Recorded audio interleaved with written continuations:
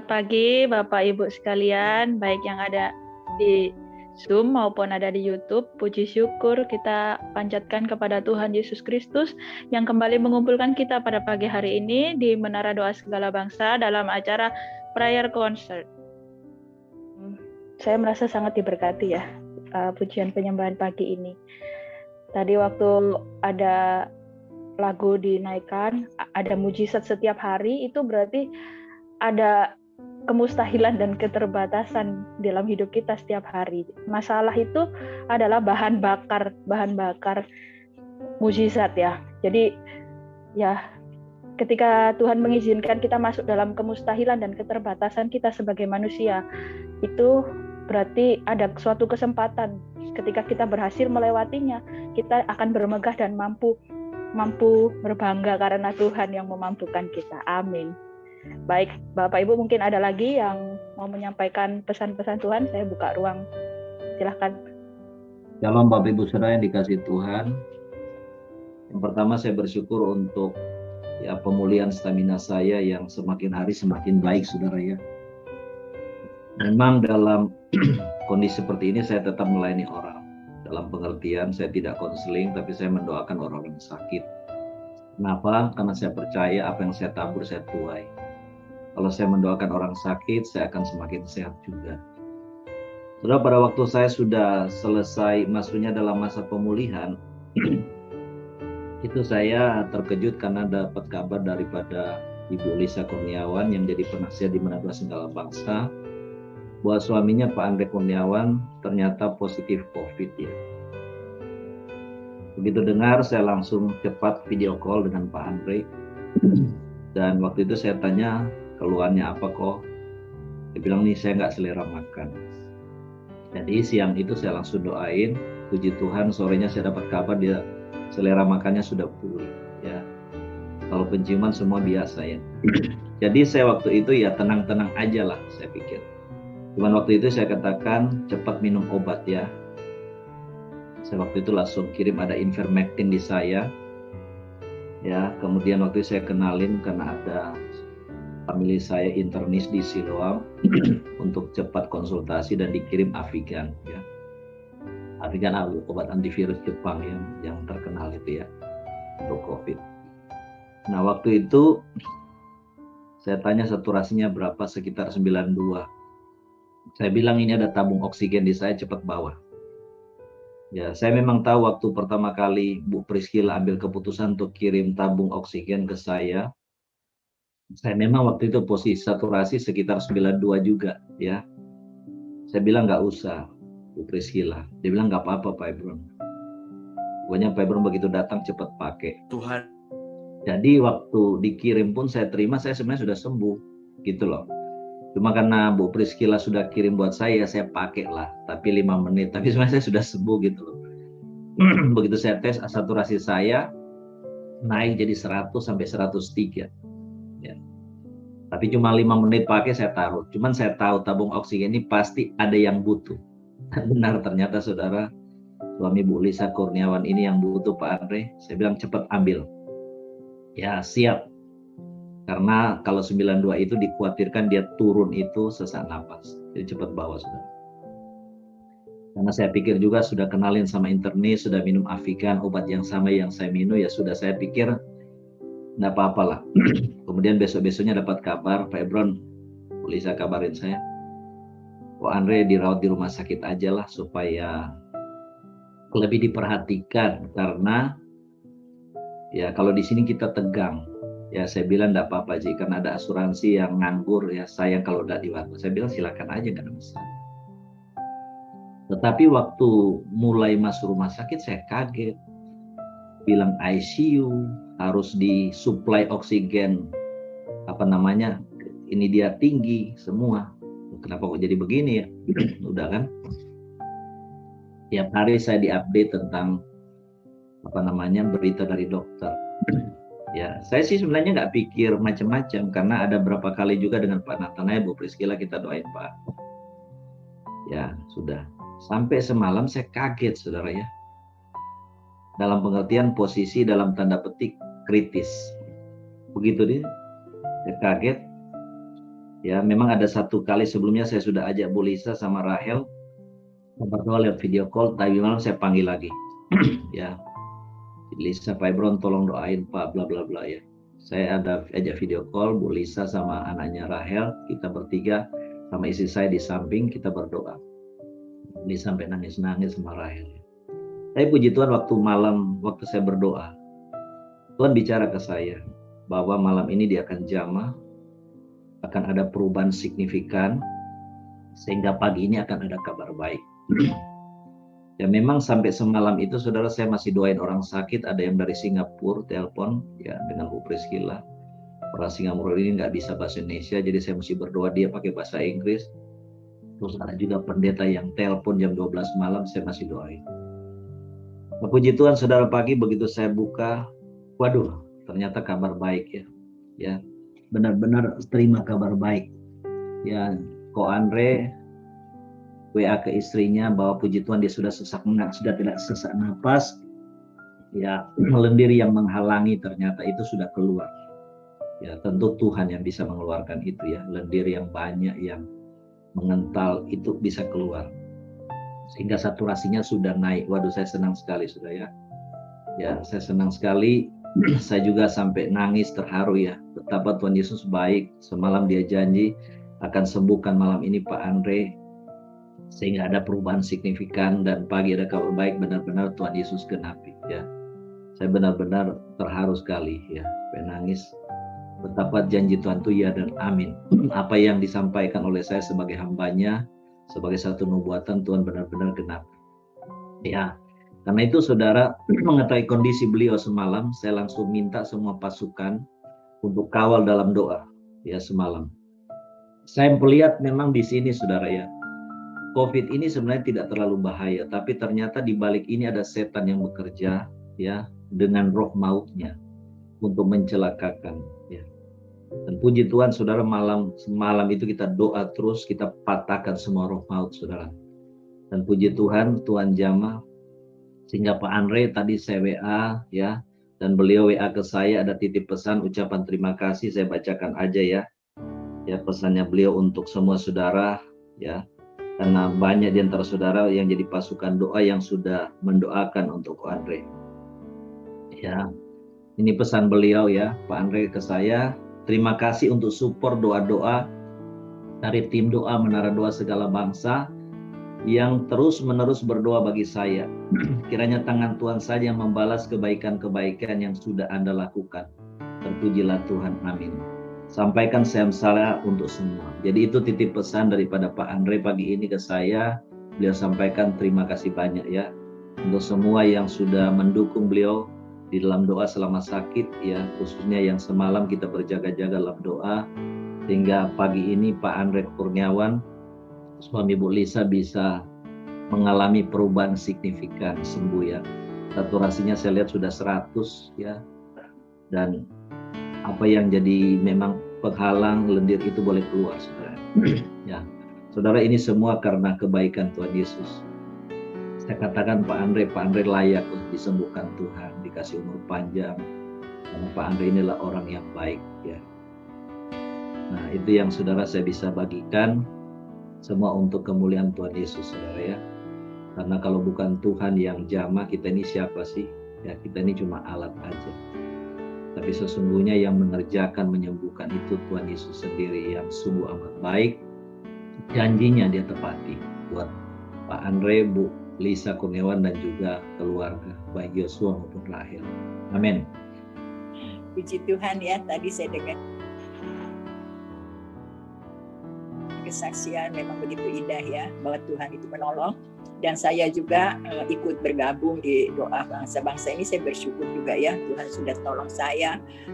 Memang saya beberapa hari itu teman saya datang ke sini. Memang saya pelayanan di Serang dulu, saya kenalkan. Memang saya dari GPPS ya, melayani di sini di kampung sendiri. Saya pulang, tadinya saya pelayanannya di Jakarta ya. Menjadi pengerja kurang lebih hampir 40 tahun. Tapi saya bersyukur Tuhan mengembalikan saya pulang ke kampung saya, ke Serang lagi, dan Tuhan memberikan juga tempat buat tempat ibadah yang cukup permanen, yang cukup bagus. Itu berkat Tuhan semuanya. Dengan jalan-jalan Tuhan lah Tuhan memberkati dari teman-teman, dari hamba-hamba Tuhan. Boleh terjadilah tempat ini buat ibadah. Memang daerahnya agak ke kampung sedikit ya, masuk ke dalam gang.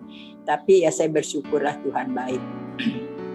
Jadi beberapa hari yang lalu, mungkin kurang lebih ada sebulannya gitu, teman saya datang ke sini dan dia pulang, terus dia sakit kena COVID itu. Saya bilang hati-hati, cepat berobat ke dokter. Dan puji Tuhannya ya dia sudah berobat ke dokter memang di rumah sakit ditolak gitu. Jadi dia akhirnya pulang ke kos ditolak, jadi dia masuk ke hotel. Dan akhirnya di hotel lah dia meninggal ya. Saya juga nggak mengerti itu mesti jalan Tuhan. Ya, saya juga yang habis tidur sama-sama gitu sama dia takut juga gitu ya. Secara manusia kayaknya pengen gitu diperiksa tapi saya tuh orangnya nggak suka gitu ya. Jadi saya tuh apa adanya aja gitu. Jadi saya nggak pernah periksa sampai sekarang juga nggak pernah periksa apa gitu enggak. Kalau temen gini gitu. Tapi saya cuma dengar ya udahlah saya doa terus. Ya saya udah duduk di bawah kaki Tuhan, menyembah Tuhan, berdoa, udah itu aja kerja saya. Jadi puji Tuhan saya nggak ada apa-apa. Terus satu juga hamba Tuhan sering bermalam di sini juga kalau habis tugas gitu, satu bapak. Dan juga dia janji sama saya mau datang lagi kemari, tapi ternyata dia sakit juga gitu. Masuk di ICU hampir ya 10 hari gitu, terus meninggal juga gitu. Jadi sering nginep di sini juga. Saya nggak ngerti, saya udah doain biar Tuhan tolong. Tapi itulah ya jalan Tuhan, jalan Tuhan itu bukan jalan saya ya. Mungkin Tuhan itulah yang terbaik lah buat teman-teman saya ini. Jadi saya juga sekarang kan diliburkan kebaktian hampir 1 bulan ini. Ya saya juga berdoa aja sama Tuhan ya. Tuhan baik juga dari doa bangsa-bangsa juga memberikan berkat buat saya gitu ya. Saya juga bersyukurlah sama Tuhan, dari teman-teman juga ada yang kirim gitu. Ini satu kebaikan Tuhan ya. Jadi kita nggak mengerti jalan Tuhan, tapi kita tahu Tuhan itu selalu baik buat kita dan Tuhan selalu menolong buat kita. Ya bantu doalah buat saya, buat pelayanan di Serang ini karena masih banyak jiwa-jiwa nih di daerah tetangga saya semua. Karena mereka kebanyakan orang Buddha gitu. Buddhanya kukuh gitu, kekeh gitu ya. Kayaknya nggak mau gitu percaya Tuhan gitu. Udah di situ gitu. Ya memang saya juga kan sama dari Buddha juga gitu. Tapi mereka nggak mau gitu. Tapi ya doakanlah. Mungkin kalau ada teman-teman yang terbeban gitu mau pelayanan di sini boleh, saya siap gitu untuk menerima. Saya bisa antar ke tetangga-tetangga. Tapi kalau buat saya agak sulit sedikit kan ya. Memang mereka kan kenal saya gitu. Tapi itulah doa-doa lah dari seluruh ya, dari doa bangsa-bangsa juga menolong gitu, mendoakan biar semuanya boleh berjalan dengan baik. Itu sedikitlah kesaksian saya dan juga sedikit saya bisa mengikuti untuk doa bersama di bangsa-bangsa ini dan juga Tuhan menolong semuanya. Saya bersyukur dan terima kasih. Ini sedikit apa yang saya dapat sampai sekarang. Saya belum pernah gitu diperiksa dan suntik juga belum gitu. Karena saya punya sakit mah juga gitu. Jadi saya belum gitu. Tapi ya udah doakanlah bagaimana Tuhan atur. Amin. Amin. Ya, makasih Tuhan memberkati semuanya. Amin. Saya juga tetap berdoa buat doa bangsa-bangsa seluruh tim dan juga seluruh pengurus biar Tuhan memberkati dan melindungi. Amin. Makasih Tuhan memberkati. Terima kasih Bu Lydia. Ya, semakin banyak kemustahilan dan keterbatasan dalam hidup kita, maka semakin banyak juga campur tangan Tuhan atas hidup kita. Saya boleh bacakan satu ayat ya, yang Tuhan taruh di hati saya. Dalam Yakobus 1 ayat 2-3. Saudara-saudaraku, anggaplah sebagai suatu kebahagiaan apabila kamu jatuh ke dalam berbagai-bagai pencobaan. Sebab kamu tahu bahwa ujian terhadap imanmu itulah yang menghasilkan ketekunan. Amin. Ya. Selanjutnya kita akan masuk mendengarkan firman Tuhan. Saya persilakan untuk Ibu Juliet untuk membawakan firman pada pagi hari ini. Shalom semuanya, Bapak Ibu yang terkasih dalam Tuhan. Mari kita bersatu hati dalam doa dulu sebelum mendengarkan firman Tuhan. Bapa, terima kasih Tuhan untuk hadir-Mu Tuhan di tengah-tengah kami.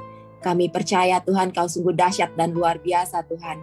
Tangan-tangan-Mu sungguh bergerak Tuhan, bekerja Tuhan dalam kehidupan kami dengan cara-cara-Mu yang ajaib ya Tuhan. Bahwa pada saat ini kami bersatu hati Tuhan, duduk diam di bawah kaki-Mu untuk mendengarkan isi hati-Mu Tuhan. Berbicaralah kepada kami Bapa secara spesifik Tuhan, kepada kami satu persatu. Dan kami percaya Tuhan firman yang ditabur tidak akan pernah kembali dengan sia-sia, tetapi semua akan berbuah-buah lebat ya Tuhan. Dan kami boleh menjadi saluran berkat buat banyak orang ya Tuhan. Kami percaya firman-Mu akan mentransformasikan kehidupan kami, sehingga kami pulang tidak menjadi sama lagi Tuhan. Kami akan menjadi orang-orang yang baru Tuhan, yang sudah ditransformasikan pikiran kami Tuhan dengan pikiran Kristus. Terima kasih ya Bapa, kami siap Tuhan untuk mendengarkan firman-Mu, berbicaralah ya Tuhan. Dalam nama Tuhan Yesus Kristus kami berdoa dan mengucap syukur, haleluya, amin. Shalom semuanya, apa kabarnya hari ini? Amen. Luar biasa. Amen. Semua sehat ya. Amin. Amin. Saya mengucap syukur ya, saya dari tadi dengerin kesaksian, dengerin pujian penyembahannya itu pas banget gitu ya dengan apa yang Tuhan mau sampaikan pada pagi hari ini, yaitu untuk menangkap rancangan dan cara-caranya Tuhan gitu ya. Saudara, belakangan ini karena COVID, virus Delta ya, yang udah semakin cepat sekali menyebar ini, jadi kami pun juga disibukkan untuk melayani orang-orang yang terkena COVID ya. Teman-teman kami juga banyak yang kena COVID, dan ada yang satu keluarga kena 16 orang gitu ya. Dan waktu kami mendoakan gitu, saya secara pribadi itu suka berharap gitu ya. Berharap udah doa deklarasi ya kan, udah doanya pakai iman. Kita semua berharap saat itu juga sembuh saudara. Ya, tapi kenyataannya enggak gitu kan. Kenyataannya enggak. Semua butuh proses gitu kan, butuh waktu untuk sembuh gitu. Kalau zaman dulu, saya kalau doain orang pada meninggal saudara. Dan itu membuat saya makin down, makin stres. Karena apa? Karena di pola pikir saya ini kalau saya doakan harusnya sembuh Tuhan gitu, harusnya sembuh. Jadi waktu saya diajak lagi untuk doakan orang, saya sampai sempat nolak. Saya bilang nggak mau ntar orangnya meninggal gitu ya. Padahal siapa saya gitu kan yang bisa ngatur kehidupan orang gitu. Dan saat ini saya belajar gitu ya, belajar untuk kalau mendoakan orang itu, saya tanya Tuhan dulu gitu. Saya tanya Tuhan punya rancangan apa dalam hidup dia? Tuhan maunya dia sembuh, atau Tuhan mau ngajarin dia apa atau apa Tuhan gitu. Jadi ketika kami juga mendoakan untuk leader kami gitu yang sakit, ada benjolan di pita suara gitu sampai dia nggak bisa bersuara, itu akhirnya saya tanya Tuhan dulu, Roh Kudus mau ngomong apa ke dia gitu kan? Ada maksud apa gitu? Dan Tuhan cuma bilang, aku mau dia untuk semakin dekat dengan aku gitu kan. Oh ya udah, kalau udah tahu seperti itu, waktu kita mendoakan, kita udah nggak mendoakannya kayak yang pokoknya saat ini sembuh ya, suara langsung keluar gitu. Karena rencana Tuhan beda gitu kan. Jadi kita udah mulai paham gitu ya, caranya Tuhan tuh berbeda dengan caranya kita, karena Tuhan punya rancangan yang jauh lebih besar dari apa yang ada di otak dan pikiran kita. Sama seperti Ayub ya. Ayub itu Tuhan sengaja mengizinkan semuanya itu karena saya percaya Tuhan itu tahu Ayub itu mengenal pribadi Tuhan, apa kata orang aja gitu, berdasarkan apa kata orang. Tapi ketika diizinkan untuk mengalami semua cobaan itu, penyakit itu, akhirnya Ayub bisa mengenal pribadi Tuhan secara pribadi benar-benar gitu ya. Dan kita tahu rancangan Tuhan itu pasti indah. Segala sesuatu ujung-ujungnya pasti indah, yaitu pertobatan, yaitu pengenalan akan Tuhan lebih dalam lagi gitu. Oleh sebab itu mari kita baca dalam Yesaya 55 ayat 8 sampai 9. Ayat yang sudah sangat terkenal sekali ya. Saya bacakan, sebab rancanganku bukanlah rancanganmu dan jalanmu bukanlah jalanku. Demikianlah firman Tuhan, seperti tingginya langit dari bumi, demikianlah tingginya jalanku dari jalanmu dan rancanganku dari rancanganmu. Amin, saudara. Ya, di sini dikatakan udah jelas-jelas rancangan Tuhan aja bukan rancangan kita. Ya, jalannya Tuhan bukan jalannya kita. Itu bedanya tinggi dan sebagaikan tinggi dengan bumi dengan langit gitu kan. Terlalu jauh gitu untuk kita jangkau siapa kita gitu kan. Tapi kita seringkali mengatur jalannya Tuhan sesuai dengan kemampuan otak kita. Dan itu yang membatasi mujizat terjadi dalam hidup kita, yaitu yang menimbulkan kekecewaan dalam hidup kita. Kenapa? Karena kita yang membatasi sendiri cara Tuhan dengan otak kita yang cuma segini, saudara. Ya, otak kita kan katanya sekepal gini kan, sekepal tangan kita kan, otak kita cuma segini. Sementara Tuhan itu yang menciptakan semua dunia ini gitu kan. Dan kita, siapa kita yang mau berlaku seperti Tuhan, mengatur jalan-jalannya Tuhan gitu kan dalam hidup kita. Nah, Tuhan itu terlalu kreatif. Cara-caranya tuh bisa lebih dari 1 triliun cara untuk menjawab doa-doa kita. Karena Tuhan terlalu kreatif. Gitu. Contohnya waktu Yesus menyembuhkan orang buta. Ada cara-caranya gitu kan. Waktu Bartimeus disembuhkan oleh Tuhan. Tuhan cuma suruh dia pergi. Pergilah, imanmu telah menyelamatkan engkau. Dan seketika itu juga dia sembuh gitu. Tetapi ada juga orang-orang buta yang Tuhan jamah matanya dan mereka sembuh. Ya kan? Nggak pakai ngomongan, dijamah gitu. Tapi ada juga orang yang buta dari lahir, Tuhan tuh meludah di tanah, dicampur-campur dulu ya kan, tanahnya dengan ludahnya, diolesin ke matanya, terus disuruh lagi cuci matanya di kolam Siloam gitu. Kenapa caranya beda-beda gitu kan? Kenapa gitu kan? Kenapa nggak Tuhan ngomong aja sih yang gampang gitu kan? Kenapa sih harus repot-repot ya kan, campur dengan tanah segala macam? Kenapa nggak ngomong aja seperti ke Bartimeus gitu? Ya terserah Tuhan, saya juga nggak tahu kenapa. Ya terserah Tuhan, suka-sukanya Tuhan, orang Tuhan yang paham gitu kan. Tapi kita nggak boleh membatasi, kalau matanya kita mau disembuhkan, biarkan Tuhan ngomong aja ke kita. Ya belum tentu, saudara. Yaitu terserah Tuhan, balik-balik suka-sukanya Tuhan. Ada lagunya kan? Esa bisa nyanyi coba. Nah, lagu suka-sukamu Tuhan gitu kan. Ya, jadi itu yang kita harus pahami, bahwa caranya Tuhan itu jauh melebihi apa yang pernah kita pikirkan. Amin. Ya. Lalu seperti Elia. Elia ini antik ya kan kisahnya. Jadi waktu dia dalam pengungsian, dalam kabur gitu kan, pelarian, Tuhan bilang ke dia, kamu bersembunyi di sungai Kerit ya gitu. Nanti Tuhan akan kasih kamu minum dari sungai itu, dan aku sudah perintahkan burung-burung gagak untuk kasih kamu makan gitu. Nah, saudara bayangin ya, kalau kita yang ada di dalam posisi Elia, kalau saya di posisi Elia, mungkin saya akan mikir, burung gitu ya. Tuhan nggak salah Tuhan pakai burung gitu kan. Terus burung mau pakai gimana? Burung gagak lagi gitu. Burung gagak kan pemangsanya bangkai kan gitu. Lah apa saya akan mati gitu kan? Pasti akan mikirnya yang aneh-aneh. Kenapa nggak orang aja sih Tuhan? Kirim orang kek gitu ya. Kenapa burung Tuhan gitu? Dan emang ternyata ya burung yang dikasih tugas sama Tuhan untuk kirim roti, untuk kirim daging, untuk menjaga Elia gitu. Nah, saya ngebayangin ya, kalau misalnya suatu saat gitu ya, kita berdoa gitu ya, butuh makan gitu kan. Mungkin hari ini kita bingung mau makan apa, terus mungkin anak-anak kita juga belum makan, besok juga bingung ya kan, mau makan apa ya Tuhan gitu. Tiba-tiba besok ya, Toto ada di depan pintu pagar kita, ada seekor anjing ya, ngegonggong saudara ya. Terus waktu kita ngeliat, di dalam mulutnya ada kantong plastik ya, di bawah kantong plastik isinya nasi Padang saudara. Ya, mungkin kita akan kaget, kok bisa ya gitu kan, ada yang seperti itu gitu. Ya kenapa tidak? Kembali lagi, suka-sukanya Tuhan. Amin. Caranya Tuhan terlalu ajaib saudara. Kita nggak bisa ngebatasin caranya Tuhan. Ya, untuk itu kita harus benar-benar merubah paradigma kita. Jangan dibatasi, kalau saya butuh makan Tuhan pasti kirim si A, si B, si C. Ya enggak saudara. Kalau kita berharap seperti itu, ujung-ujungnya kecewa, pasti. Kita akan mikir, idih orang kaya kok nggak nolongin saya. Ada yang seperti itu. Ya, karena teman saya juga pernah ngalamin, tuh orang kok nggak bantuin saya sih? Ngarepin orang, saya bilang gitu kan. Nggak bisa saudara ya. Benar-benar kita harus membebaskan pikiran kita, terserah Tuhan, suka-sukanya Tuhan. Amin. Ya, contoh ya, saya akan banyak sharing kesaksian. Karena kesaksian itu hal yang sangat hidup gitu ya. Saya ini mengenai contoh destiny ilahi ya, mengenai panggilan hidup.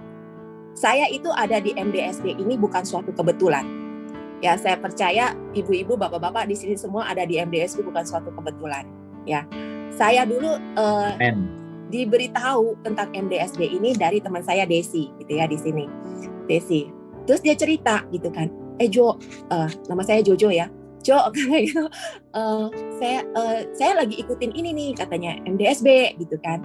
Terus di situ ya isinya tuh jenderal semua loh katanya gitu kan. Itu pemimpinnya tuh ya, udah ketemu pemimpin setan-setan di mana lah gitu kan ya. Bermainnya di alam roh semua gitu kan. Terus saya mikir gini, wah pas banget saya bilang gitu kan. Saya lagi mencari komunitas tuh yang seperti ini gitu kan. Karena kalau di gereja lama gitu kan, kita istilahnya bermain di alam roh itu dianggapnya aneh, kita itu aneh gitu kan. Jadi kayak, ini sesat nggak sih gitu kan kitanya gitu kan. Jadi saya nggak bisa ngembangin yang namanya karunia, apalah itu. Saya juga belajar dari mana? Saya belajar dari orang-orang, saudara. Ya, terus akhirnya saya bilang, mau dong gitu kan, join gitu kan. Langsung sorenya saya join ibadah gitu kan. Dan pas join ibadah, terus dengan PD-nya saya langsung minta Pastor Hebron doain saya gitu kan. Kebetulan saat itu saya juga lagi ada masalah gitu kan. Dan saya tahu lah orang-orang di sini juga ada sebagian yang kesini juga karena ada masalah gitu kan. Ya, jadi di situ saya ngikutin terus ibadahnya itu. Terus saya semakin tercengang-cengang gitu kan. Saya langsungnya, kok sama ya visi yang Tuhan taruh ke pastor itu dengan visi yang Tuhan taruh ke hati saya sejak tahun yang lalu.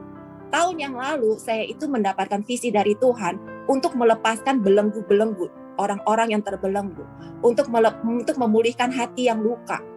Dan saya itu cuma mau taat sama Tuhan, entah caranya gimana gitu kan, karena saya nggak punya modal untuk melakukan itu gitu kan.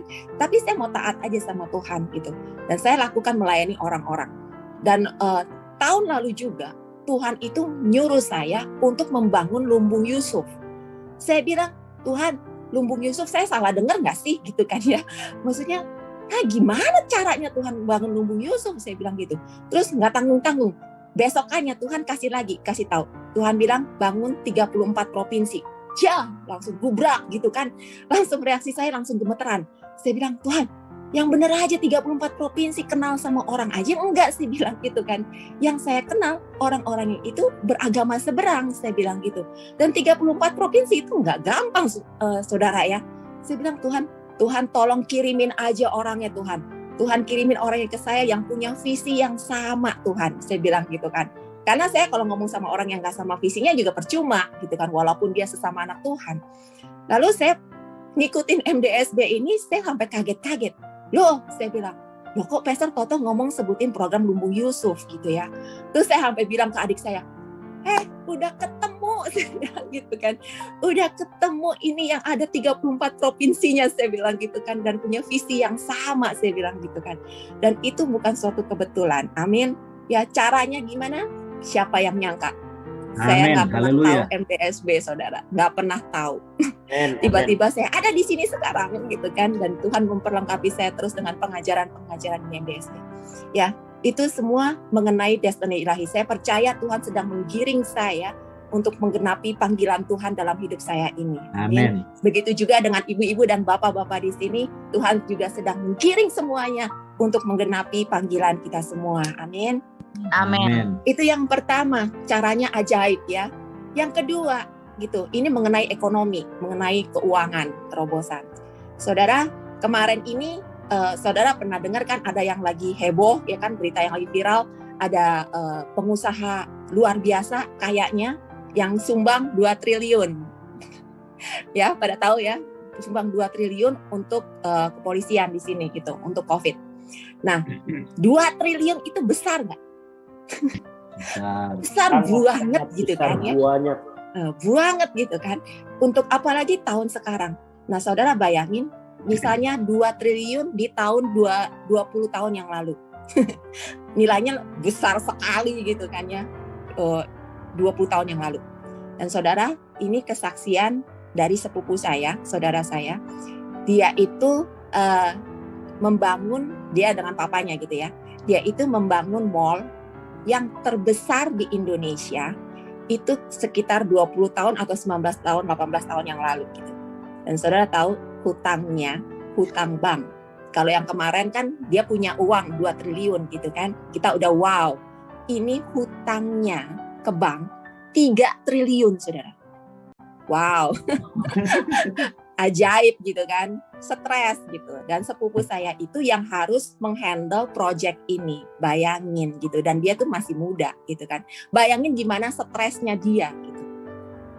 Akhirnya dia tuh cuma kelilingin mall gitu ya. Dia kelilingin mall, terus dia doa katanya. Gue doa katanya 7 keliling katanya gitu kan. Dia doa. Nggak terjadi apa-apa. Terus ada hamba Tuhan ngasih tahu dia.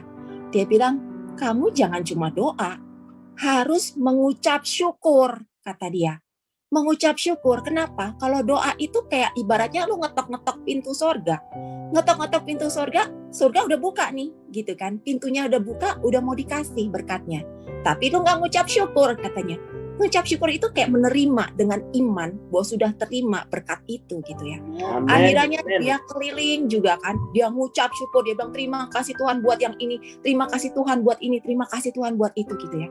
Terus saudara tahu suatu hari mereka ini berdua lagi di dalam pesawat, ya lagi terbang dalam pesawat. Terus tiba-tiba ada orang bank, saudara. Orang bank di mana mereka ngambil pinjaman gitu ya. Ada orang bank itu, orang bank ini bilang begini, Pak, di bank kami lagi ada program memberikan diskon pinjaman itu kepada nasabah sebesar 90%.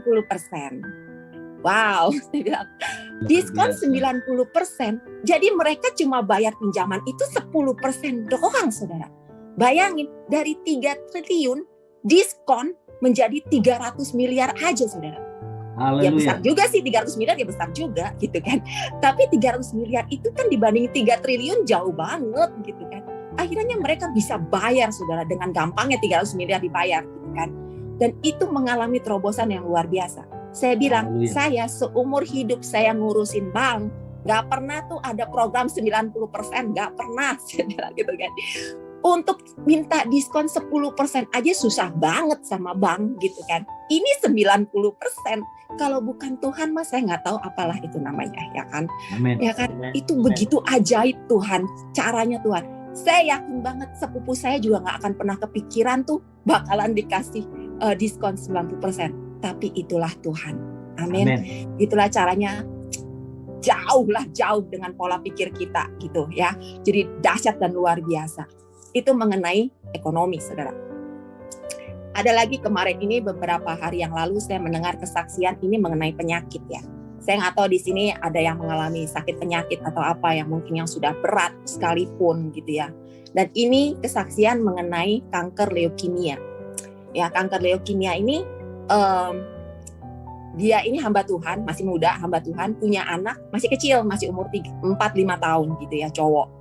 Dan dia itu, anak ini divonis kanker leukemia. Bayangin saudara, hamba Tuhan dia bilang gini, saya doain anak-anak yang kena kanker leukemia meninggal semua, dia bilang. Sekarang anak saya kena kanker leukemia, katanya gitu. Lalu dia tanya Tuhan kan, kenapa saya Tuhan? Lalu Tuhan bilang begini, apakah kau tetap masih bisa menyembah aku? Wah, saya bilang, ini berat nih urusannya ya kan. Apakah engkau masih bisa menyembah aku, katanya gitu, untuk urusan yang stres ini gitu. Akhirnya apa? Dia paham banget bahwa Tuhan mau tetap mereka ini menyembah Tuhan. Jadi saudara, waktu ngelihat anaknya sakit, teriak-teriak, nangis-nangis itu disuntik, itu pakai jarum suntik, ngambil sumsum tulang belakang. Anak itu sampai jejeritan di rumah sakit. Itu mereka ini orang tuanya ini menyembah Tuhan, mengagungkan Tuhan. Lagi nangis nih, hati pasti menjerit gitu kan melihat anaknya seperti itu. Tapi mulut ini harus menyembah kebesaran Tuhan. Bagaimana caranya gitu kan? Saya paham banget lah gitu kan. Anak saya masuk rumah sakit karena infeksi lambung aja, saya tuh nangis-nangis di situ ya kan. Kalau ngeliat dia nyeri sedikit, aduh kayaknya stres banget, kayaknya mendingan saya yang sakit gitu kan. Ini kanker leukemia, ya kan udah kayak, hidupnya gimana gitu. Tapi Tuhan mau dia menyembah. Waktu anak ini masuk terowongan di MRI, jantungnya tuh detaknya tuh cepet banget. Ibunya di luar nyanyi, saudara, nyembah Tuhan. Sampai tiba-tiba detak jantungnya itu mulai normal kembali. Dokternya sampai bingung, sampai ke depan tanya maminya, Ibu tadi ibu nyanyi lagu apa? Ibunya bilang, oh saya lagi menyembah Allah saya. Kata dia bilang gitu kan. Wow, saya bilang. Dia bilang, ibu, hal ini tidak pernah terjadi sebelumnya. Nggak pernah kita ngalamin. Yang tadinya detak jantung secepat itu tiba-tiba bisa senormal itu. Saya bilang, wow, itu kuasa Tuhan dahsyat dan luar biasa. Mereka itu di Belanda pengobatannya. Suaminya lagi di Jakarta. Itu teleponan tuh nyembah, saudara. Sambil teleponan nyanyi, nyembah gitu kan. Karena Tuhan cuma pingin mereka menyembah. Amin. Lalu akhirnya, saudara tahu singkat cerita 4 bulan kemudian. Ini anak ini kemo 100 kali lebih, saudara. Bayangin. Anak di sebelahnya mereka itu meninggal. Gak kuat. Dan anak ini sembuh. Ya, udah dalam 4 bulan. Tiba-tiba dicek hasilnya, tahu-tahu virusnya itu, sel kansernya itu tinggal 1%. 1% tuh udah sembuh, saudara ya. Langsung bapaknya gini, hah, benernya nih, ini bener gak nih gitu kan, jangan-jangan salah gitu kan, dia gak percaya juga gitu kan. Akhirnya udah aku mau minta ini, dicek lagi, dicek ulang. Tahu-tahu ada dokter yang datengin juga, dia bilang, kayaknya perlu cek ulang deh, katanya gitu kan. Ya udah kebetulan saya juga mau dicek ulang, katanya gitu. Ya udah, pas dicek ulang, saudara tahu hasilnya 0%. Haleluya. Virusnya 0% sembuh total. Ya kan? Amin. Saya bilang, wah, kanker leukemia 4 bulan sembuh 0% itu mujizat, saudara. Itu mujizat sekali. Saudara saya ada yang kena kanker itu berbulan-bulan, ada yang bertahun-tahun, saudara kami itu tuh sembuhnya masih 0, gitu kan. Ini 0% dalam waktu 4 bulan. Saya bilang, terus Tuhan bilang ke dia, aku mau membangun kamu menjadi bangunan yang kokoh, kata dia. Bilang, itu rancangan Tuhan. Kadang kita akan berpikir gini, Tuhan, kalau Tuhan mau ngetes, mau ngetes bapaknya ini, kenapa nggak Tuhan ujinya ke bapaknya aja? Ya kan, biar bapaknya yang sakit ngalamin gitu. Kenapa harus anaknya Tuhan yang ngalamin gitu? Ya kan? Kadang kita suka mikir, pola pikir kita tuh begitu. Kenapa Tuhan kok begitu sih? Tega banget sih gitu kan. Jangan, saudara. Segala sesuatu itu pasti ada rancangan Tuhan dan Tuhan tahu yang terbaik caranya gimana. Ya kan? Tuhan bukan gak sayang dengan anak itu, enggak. Tuhan tahu semuanya itu yang terbaik gitu ya. Tuhan selalu sayang sama anak-anaknya. Saudara tahu waktu anaknya ini lagi mengalami penderitaan seperti itu, dia tuh kadang ada yang bisa lagi sehat, lagi kuat gitu ya. Dia tuh bilang sama bapaknya, aku udah sembuh, kata dia bilang gitu kan. I'm the peacemaker, bayangin. Dia bisa ngomong I'm the peacemaker. Peacemaker itu kan Allah sendiri gitu kan. Anak umur 4 tahun bisa ngomong I'm the peacemaker. Itu tuh mujizat banget, saudara ya. Bisa ada deklarasi dalam hidup dia gitu. Wow, saya bilang ini suatu kesaksian yang dahsyat dan luar biasa. Dan saya nggak tahu di sini, ibu-ibu, bapak-bapak, kalau ada yang ngalamin kanker saat ini, ada yang mengalami banyak sakit apapun yang mungkin terasa mustahil, tapi dalam Tuhan nggak ada yang mustahil. Amin. Ya, yang penting kita tangkap maksud Tuhan. Tuhan mau bicara apa sama saya? Ya, segala sesuatu yang terjadi dalam hidup kita, tanya Tuhan mau ngomong apa? Rancangan Tuhan apa, Tuhan? Ketika kita sudah menangkap rancangan Tuhan, kita akan menjalaninya dengan luar biasa. Amin. Kita akan menjalani dengan penuh sukacita karena kita tahu ada maksud Tuhan yang luar biasa dalam hidup kita. Ya, itu dalam kesehatan. Ya, apapun itu, sedang mengalami COVID hari ini, tanya Tuhan. Saya bilang ke teman saya, tanya Tuhan. Saya bilang, Tuhan ada rancangan apa dalam hidupmu? Tuhan mau bicara apa dalam hidupmu? Dan mereka tanya Tuhan. Dia bilang, saya sudah dapat apa yang Tuhan mau dalam hidup saya. Wow, saya bilang luar biasa ya. Jadi benar segala sesuatu kita harus tanya Tuhan. Ya. Terus itu mengenai masalah kesehatan. Yang sekarang masalah rumah tangga. Ya, rumah tangga, saudara. Sekalipun saat ini mungkin ada yang sudah masuk pengadilan ya, digugat cerai oleh suami atau digugat cerai sama istri ya. Mungkin juga istri-istri belum balik ke rumah atau suami-suami belum balik ke rumah. Anak-anak mungkin juga lagi kecanduan seks bebas, mungkin juga LGBT, terlibat LGBT, kecanduan narkoba ya. Saudara tetap percaya sama Tuhan bahwa tidak ada yang mustahil bagi Tuhan. Ya, contohnya ini, teman saya ini digugat cerai oleh suaminya itu dari tahun 2016 sampai sekarang udah 5 tahun dan belum ada keputusannya. Itu kalau bukan Tuhan, nggak tahu apa lagi namanya. Karena waktu untuk menggugat cerai itu sekarang tuh gampang sekali, sangat gampang. Ya dalam waktu berapa bulan pun udah selesai, itu pasti udah keluar keputusan gitu. Ini 5 tahun saudara, dan belum ada keputusan apa-apa sampai saat ini. Istrinya dengan setia, dengan taat tetap setia dan mengasihi suaminya. Dan saudara tahu, dia kalau suaminya pulang, suaminya itu kan sudah ya kesana lah ya, udah diambil sama genderuwo itu gitu kan. Kadang-kadang pulang ke rumah, tapi waktu pulang ke rumah, teman saya ini bukannya kesel sama dia, tapi bisa merasakan hati yang berbunga-bunga, saudara. Bisa merasakan cinta seperti orang pacaran. Dia bilang, gua kalau ketemu suami gua itu deg-degan katanya. Udah kayak lagi jatuh cinta. Saya bilang, wow itu Tuhan banget, saya bilang gitu. Udah Tuhan pulihkan hatinya dia gitu kan. Sampai bisa menerima suaminya tuh seperti itu. Dan saya percaya suatu saat nanti Tuhan pasti pulihkan keluarga ini. Ya, dengan caranya yang ajaib, saya nggak tahu gimana. Yang pasti saya percaya itu pasti akan terjadi. Pemulihan pasti terjadi. Dan Tuhan terlebih dahulu memulihkan hati kita. Ya, caranya Tuhan begitu ajaib. Ya, nggak ada yang mustahil bagi Tuhan. Ya, begitu banyak saudara kesaksian-kesaksian yang nggak boleh kita membatasi Tuhan dengan cara kita. Nggak akan nyampe, saudara. Nggak akan. Ya, dengan cara yang luar biasa. Sepertinya seolah-olah Tuhan itu gagal menggenapi janjinya. Seperti Yusuf. Kita dikasih visi besar. Kok jalannya kayak gini Tuhan? Di dalam, kok sadis banget itu saudara-saudaraku, kok gitu sih? Kok aku sepertinya disalahin seperti gimana? Aku gak ada salah apa-apa. Kenapa aku dijual? Kenapa aku dimasukin ke dalam sumur? Kenapa aku dibuang? Ya kan? Wah, terus lagi, kok udah besar masuk penjara Tuhan? Visinya mana Tuhan? Gitu ya.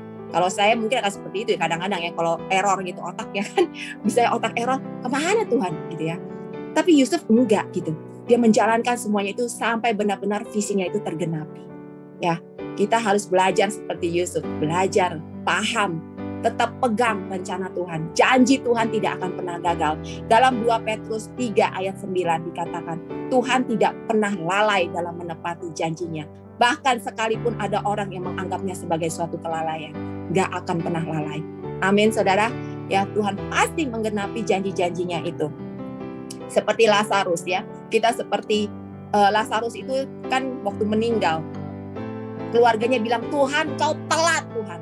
Bahasa saya ya. Tuhan kau telat Tuhan. Telat, harusnya 4 hari yang lalu Tuhan datang. Tapi Tuhan bilang, enggak, ini tepat pada waktunya. Ya, tepat pada waktunya. Kenapa? Amen. Karena di situ kemuliaan Tuhan dinyatakan. Ya, kita secara manusia sering bilang, Tuhan telat Tuhan. Tuhan kenapa saat ini belum Tuhan? Kenapa belum Tuhan? Tuhan bilang, nanti ya, ada waktunya. Waktunya Tuhan selalu yang paling tepat. Akan ada kemuliaan yang Tuhan menyatakan. Amin. Jangan membatasi waktunya Tuhan dengan waktunya kita. Nggak matching, saudara. Nggak cocok. Ya, karena caranya Tuhan, waktunya Tuhan beda sama waktunya manusia. Siapalah kita ya yang sangat terbatas ini mau ngatur caranya Tuhan, mengatur waktunya Tuhan. Nggak bisa, saudara. Ya, untuk itu ayo kita tetap berpegang teguh sama firman Tuhan. Selama kita berjalan dalam kebenaran firman Tuhan, selama kita tetap melekat sama Tuhan, selama kita sudah mendengar suara Tuhan dan paham cara-caranya Tuhan, kita akan percaya, saya percaya kita akan membawa, Tuhan akan membawa kita dari kemuliaan kepada kemuliaan yang satu. Tuhan akan membawa kita dari mujizat kepada mujizat yang lainnya. Dan nama Tuhan dipermuliakan. Amin. Amin. Tuhan Yesus memberkati. Semoga semuanya itu menjadi berkat buat ibu-ibu dan bapak semua. Dan nama Tuhan dipermuliakan. Tuhan Yesus memberkati. Haleluya.